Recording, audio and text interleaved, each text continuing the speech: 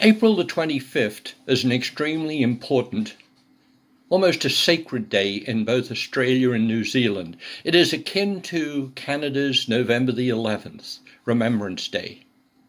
Because while Australia was born in 1901 on the 26th of January when Confederation was declared, it wasn't until 1915, April the 25th, that the country was baptized. Baptized, unfortunately, in blood, because it was on that day that the British command sent the Anzacs, the Australian and New Zealand Army Corps, to do battle against the Turks along the Dardanelles, Suvla Bay, Gallipoli. They wanted to find out whether a landing force and invasion would be possible from that point. Well, the Australians and New Zealanders, those Anzacs, were slaughtered. Some survived, but many died, and they lay there today. A few years ago, I was able to go to a sunrise service in Madawi on April the 25th, the same service that is held in every town, small centre, city, in both Australia and New Zealand. I arrived with my nephew before the sun rose. As the sky started to lighten, some magpies started to chortle, but then in the distance we heard the beat of a drum. It started growing louder, and then we could hear the beat of marching feet coming towards us. There was a troop of soldiers, some active soldiers, some long ago soldiers, marching down the street to the cenotaph. And when they assembled, as the sun rose, that sunrise service, as it did all over those two countries, began. Now, Eric Bogle, an Australian songwriter, poet, penned a story, a song, about Gallipoli.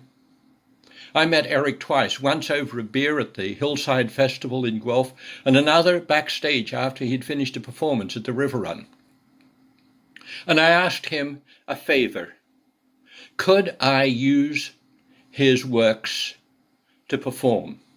And he said, his words, "Go for it, mate. Have fun with it." Well, I want to do the same favor to you.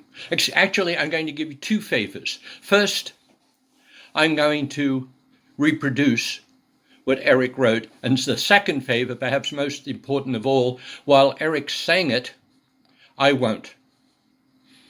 And that is a blessing. So here we go.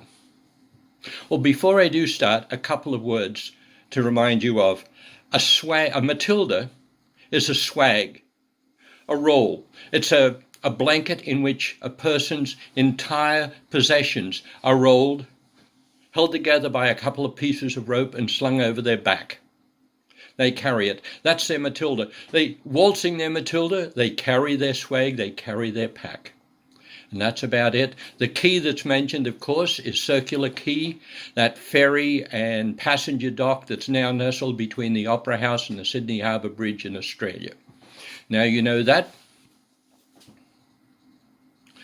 When I was a young man, I carried me pack, and I lived the free life of a rover. From the Murray's green shores to the dusty outback, I waltzed my Matilda all over.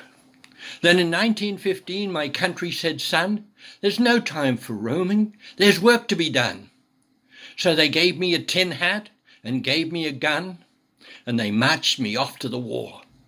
And the band played Waltzing Matilda as the ship pulled away from the quay, and amidst all the cheers, flag waving and tears, we sailed off to Gallipoli.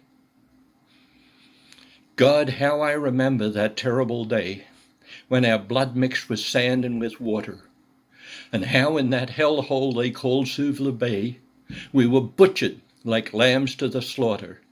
Johnny Turkey was waiting. He'd primed himself well. He showered us with bullets and rained us with shells. And in 10 minutes flat, he'd blown us all to hell, nearly blew us back home to Australia. And the band played Waltzing Matilda as we stopped to bury our slain.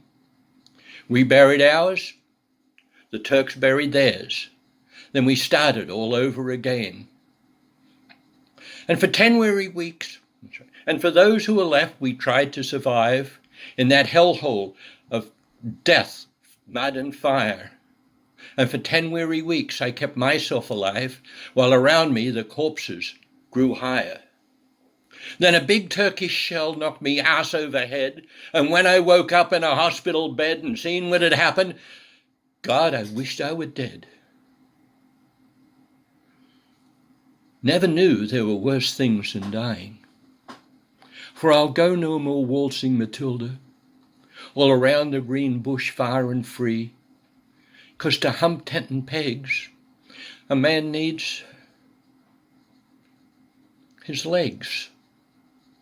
No more waltzing Matilda for me. So they gathered the crippled, the wounded, the maimed, and they shipped us back home to Australia. The armless, the legless, the blind and the insane, those brave bloody heroes of Suvla. And when the ship pulled into Circular Quay, I looked at the place where my legs used to be, and thank Christ there was nobody waiting for me to cry and to mourn and to pity. And the bloody band played Waltzing Matilda as they carried us down the gangway. Nobody cheered. They just stood there and stared, and then turned their faces away. And now every April I sit on my porch and I watch the parade walk past before me, and I see my old comrades, how proudly they march, reliving great days and past glory. But the old men march slowly, their bones stiff and sore, proud old heroes from a forgotten war. And young people ask, what are they marching for? And I ask myself the same question.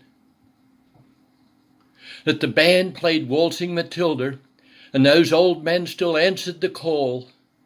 But as year followed year, more old men disappeared. Now there's no one to march any more. Waltzing Matilda, waltzing Matilda, oh, come a waltzing Matilda with me, and their boots may be heard as they march by that billabong. Oh, come a waltzing Matilda with me. Thank you.